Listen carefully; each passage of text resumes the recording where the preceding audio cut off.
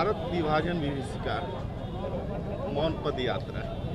देखिए, आज ही के दिन आज से 75 साल पहले भारत का विभाजन हुआ था और इस विभाजन के लिए कांग्रेस पार्टी जिम्मेवार है। इसलिए 14 अगस्त ये पाकिस्तान का स्वतंत्रता दिवस है और कल भारत का स्वतंत्रता दिवस है।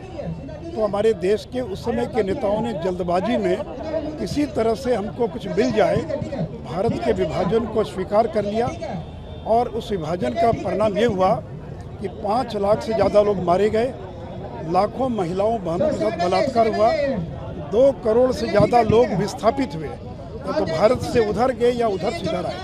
और हमारा जो पूर्वी इलाका है बंगाल, उसका विभाजन हो गया। जो पाकिस्तान जो पंजाब का इलाका है उसका विभाजन हो गया। ये विभाजन कृत्रिम विभाजन था, उसी का परिणाम था कि 1971 में पाकिस्तान फिर टूट गया और बांग्लादेश का निर्माण हुआ। और देखिए, अंग्रेज़ों की ये साजिश थी कि जाते जाते उन्होंने दुनिया के अनेक देशों को बांट दिया। कोरिया का विभाजन हो गया, उसमें केवल ब्रिटिश नहीं थे, अमेरिकन, फ्रेंच कई लोग थे। वियतनाम का विभाजन हो गया। तो दुनिया के बहुत सारे देशों का विभाजन हो गया। फिलिस्तीन का विभाजन हो गया।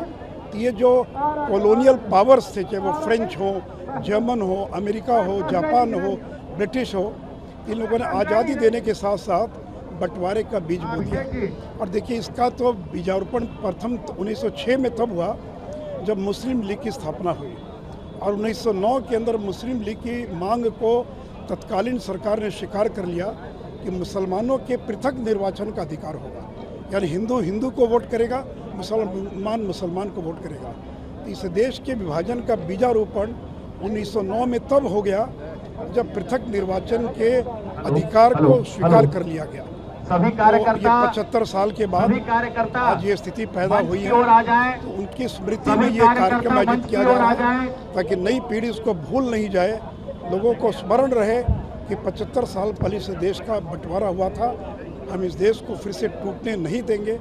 और साथ ही साथ मैं व्यक्तिगत तौर पर मेरा यह मत है कि भारत, पाकिस्तान, बांग्लादेश, अफगानिस्तान, श्रीलंका, म्यांमार, इनको मिलाकर एक महासंघ का निर्माण हो सकता है।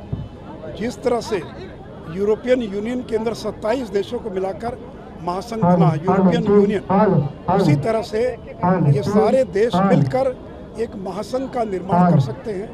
पंडित दीनदयाल उपाध्याय भी चाहते थे, डॉक्टर लोहिया भी चाहते थे, लेकिन ये सपना कब पूरा होगा। लेकिन नई पीढ़ी को कम से कम वो स्मृति, उन दिनों की याद ताज़ा रहे, इसके लिए ये कार्यक्रम भाजपा के अग्रेसिव होने पर विपक्ष कह रहा है कि ये हाईजैक कर दिया गया है अब आज़ादी के अमृत महोत्सव को। देखिए, तो हर घर तिरंगा। अब कांग्रेसियों से पूछना कि 3 दिन तिरंगा लगाया कि नहीं लगाया, जदयू से, राजद के लोगों से पूछना है। ये तिरंगा हमारा नहीं, ये देश का। और हर भारतवासी को अपने घर पर 3 दिन तक तिरंगा फहराने का आह्वान किया था आदरणीय प्रधानमंत्री जी। इसलिए इसमें कोई पार्टी पॉलिटिक्स नहीं है। और ये तो वही तिरंगा जो आज़ादी की लड़ाई में कांग्रेस का तिरंगा था, कांग्रेस का झंडा था। उसमें थोड़ा बहुत बदलाव करके उसको भारत के तिरंगे के रूप में स्वीकार किया गया। मौन पद यात्रा, ये सारे हो रहे हैं, लेकिन विपक्ष के सीने पर सांप लौट रहे हैं।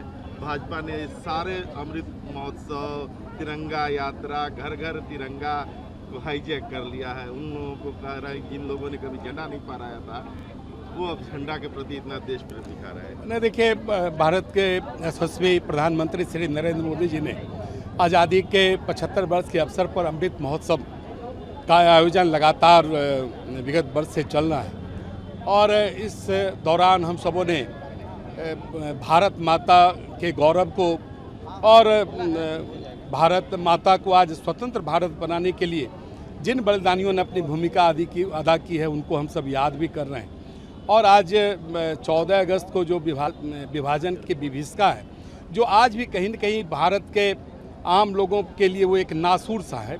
हम सबों ने विभाजन को तो नहीं देखा, लेकिन जो हमारे बुजुर्ग हैं, जो हमारे पुरखे हैं, जिस प्रकार से विभाजन की विभीषिका को बतलाया है, ये अपने आप में एक बड़ा दुर्भाग्यपूर्ण वो क्षण था जब लाखों लोग विभाजन की विभीषिका से अपने अपने घरों को छोड़कर जो अपना भारत था, शेष भारत था, अखंड भारत था, वहाँ आए, हजारों महिलाओं के साथ बलात्कार हुआ और कितनी की संपत्तियाँ लूटी गई। और सबसे दुर्भाग्यपूर्ण स्थिति है कि अंग्रेज़ों ने भारत को स्वतंत्र किया था, लेकिन भारत को स्वतंत्रता 15 अगस्त को मिली और पाकिस्तान को स्वतंत्रता 14 अगस्त को मिली। इसके लिए उस समय के तत्कालीन जो कांग्रेस है, जो इस पूरे आज़ादी के समय में उसकी एक बड़ी भूमिका थी, राजनीतिक भूमिका थी, उसने कहीं न कहीं देश के साथ खिलवाड़ किया। अपने राजनीतिक स्वार्थ के कारण देश के विभाजन को रोकने की हिम्मत नहीं जुटा सकी और यही कारण है कि आज भी विभाजन का दंश हम लोग झेलते नहीं। तो इतना बड़ा भारतवर्ष, अखंड भारतवर्ष जो आर्यावर्त के नाम से अफगानिस्तान से लेकर एक इसकी बड़ा भूखंड के रूप में भारत माता दिख रही थी, आज इनके गलत निर्णय के कारण ये सारी परिस्थितियां बनी। और आपने जो कहा है कि विपक्ष इस पर कई प्रकार की जो टिप्पणियां कर रहा है, स्वाभाविक है कि भारत माता के प्रति उसकी कहीं से कोई अवधारणा नहीं है, उनके प्रति कोई समर्पण नहीं है। वो अपने परिवार और स्वयं जो उसका राजनीतिक लाभ है भारत के लोकतंत्र में, उसके चक्कर में जिस प्रकार से विगत दिनों जो घटनाएं, राजनीतिक घटनाएं बिहार में हुई है, आप उससे समझ सकते हैं कि ना बिहार की चिंता है ना भारत की चिंता है।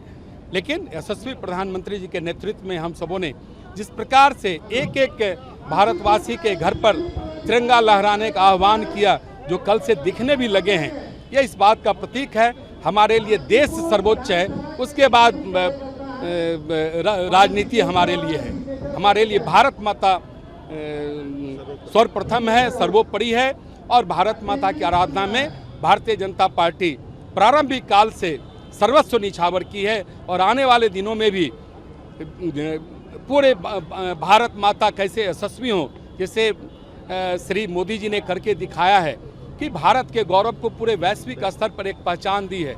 भारत एक आज यशस्वी भारत के रूप में खड़ा है। हमारा जो कहा जाए कि जो हमारे गौरव के प्रतीक हैं, जो भारत की उज्जवल एक सांस्कृतिक परंपरा रही है, उस सांस्कृतिक परंपरा को श्री मोदी जी के नेतृत्व में पूरे वैश्विक स्तर पर हम सबों ने गौरवान्वित करने का काम किया है। भारत माता। संजीव चौरसिया जी और नितिन नवीन जी, सभी लोग यहाँ उपस्थित हैं। हम उस पीड़ा में जो लोग शहीद हुए, 20 लाख से अधिक लोग मारे गए, लगभग उतनी संख्या में लोग बेघर हुए, घर बार छोड़कर भागना पड़ा। तो जहाँ 75 साल पूरा होने का हमें गर्व है, वहीं एक पीड़ा भी है ना।